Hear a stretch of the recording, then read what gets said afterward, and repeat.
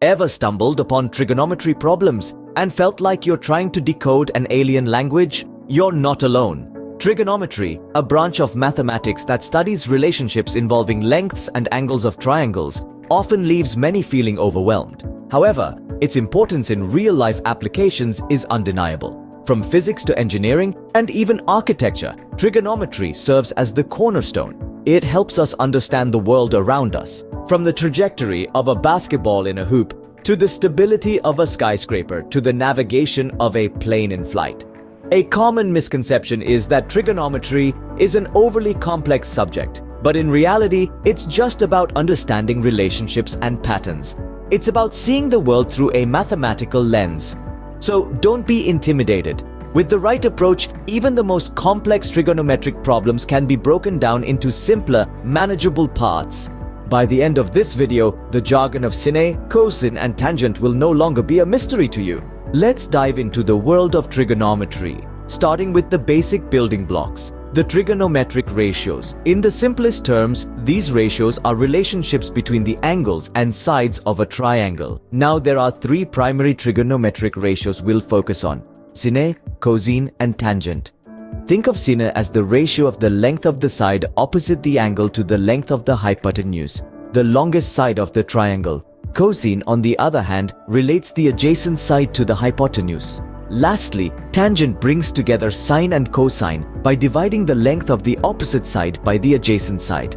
Imagine you're at a party. Sine is your connection to someone across the room, cosine is your bond with the person next to you, and tangent is the ratio of those relationships. Remember these ratios. They are your secret weapons to conquering any trigonometry problem. Armed with the knowledge of trigonometric ratios, you're now ready to tackle trigonometry problems.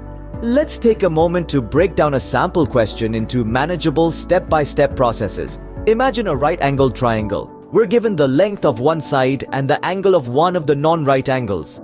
Our task is to find the length of the remaining side. Step 1 is to identify which trigonometric ratio to use. Remember the acronym SOH, KA, TOA? It helps us remember the three basic trigonometric ratios. Sine equals opposite over hypotenuse. Cosine equals adjacent over hypotenuse. And tangent equals opposite over adjacent. In our sample problem, we're given the angle and the length of the hypotenuse. We're asked to find the length of the side adjacent to the given angle. This situation calls for the cosine ratio, as it involves the adjacent side and the hypotenuse. Step 2 is to set up the equation. We write out the cosine of the given angle equals the unknown adjacent side length, let's call it A, over the given hypotenuse length. The third step is to solve for A. To isolate A on one side of the equation, we multiply both sides by the hypotenuse length. The result gives us the length of the adjacent side. Lastly, step 4 is to verify our answer.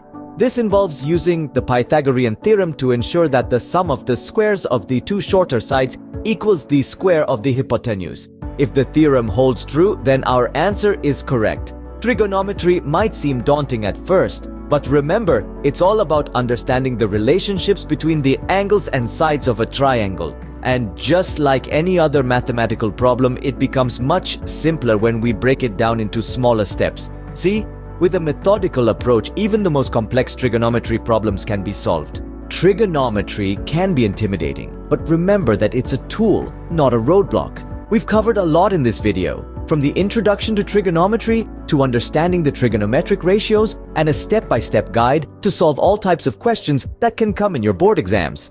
The key takeaway should be that trigonometry is all about relationships. Relationships between the angles and sides of triangles. Understanding and using the trigonometric ratios correctly is pivotal to mastering this subject. As we've seen, there's a method to the madness. With each problem, follow the steps, understand the logic, and the solution will reveal itself. For further practice and improvement, I recommend revisiting the problems we've tackled in this video. Try solving them again on your own. Explore additional resources and practice problems. With practice and patience, you'll soon find that trigonometry is not as daunting as it first seemed. Keep practicing, keep learning, and you'll conquer trigonometry in no time.